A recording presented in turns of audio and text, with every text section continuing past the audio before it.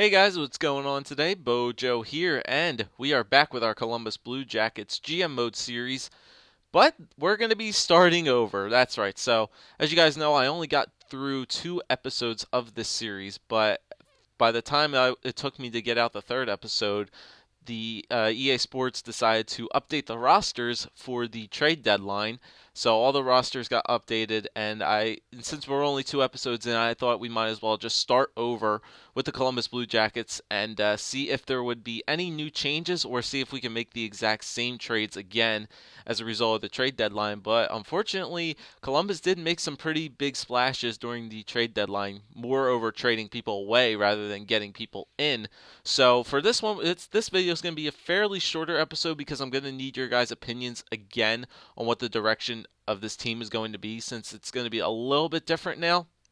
Not too much different. It's going to be a little bit different, but we're going to take a look at the rosters once again. Like I said, the rosters got updated. A couple people's overalls got boosted a little bit, so we're going to check that out and see what direction we want to take with the Columbus Blue Jackets this time. Now, remember, I said I wanted to probably make a cup run year one, but we may have to make some changes now that there's some big changes were made. So, as you can see now, our top forward now, instead of Marian Gaborik, is now Nathan Horton, because Marian Gaborik is no longer on the team anymore. He was traded to the Los Angeles Kings at the trade deadline.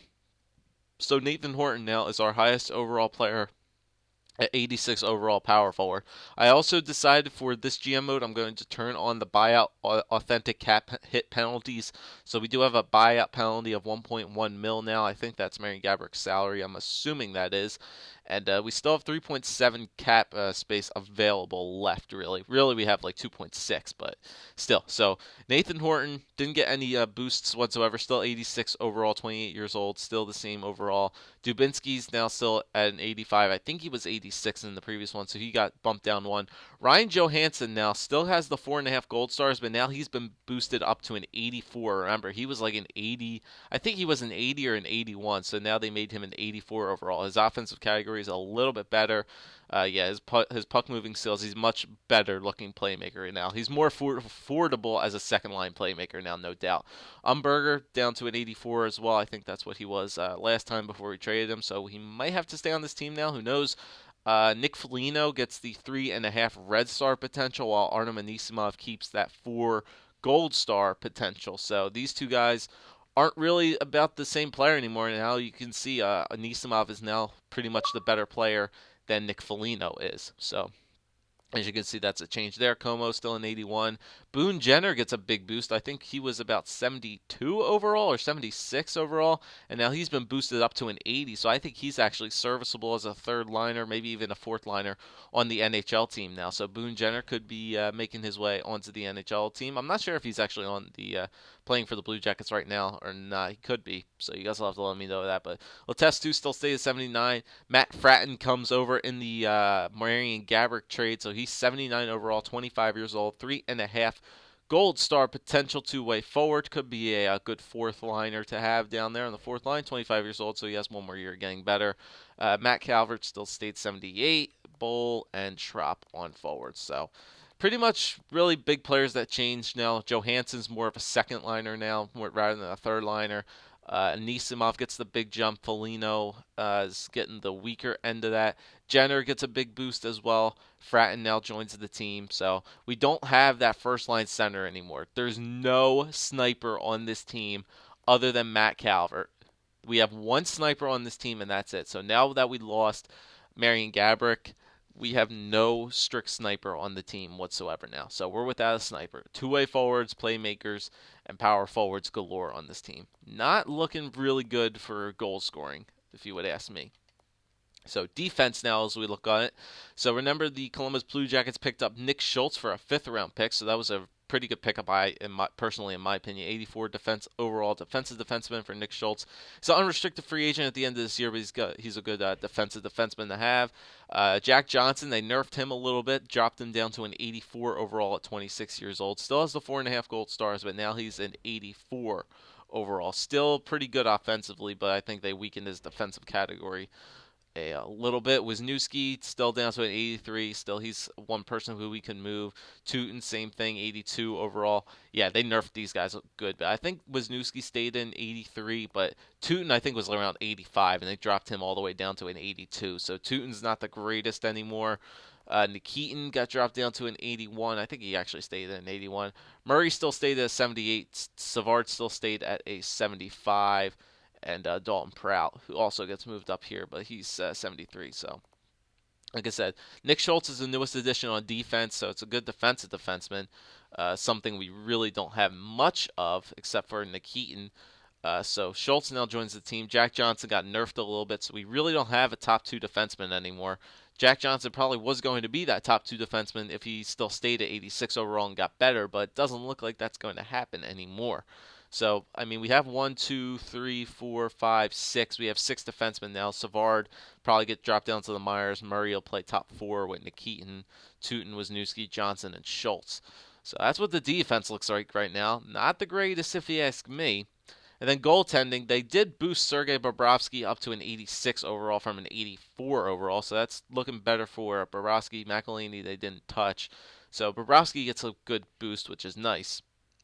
All right, so now if we look in the minor league system, they gave Jeremy Smith 3.5 red stars now. So there kind of goes my plan of waiting for seeing if Jeremy Smith will get any better. I still might take that risk because I still want to use Oscar Dansk as trade bait, just because I had him in the Dallas GM mode, and I kind of just like to use different players a lot. So we could use Oscar Dansk as like sort of a trading asset. Maybe we can get that first line sniper with him.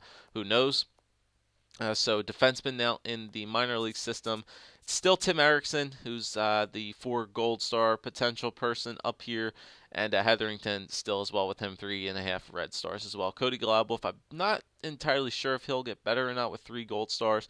I've seen people with 3 green stars get better, but I'm not entirely sure about 3 gold stars. But then other than that, nothing really too special down there.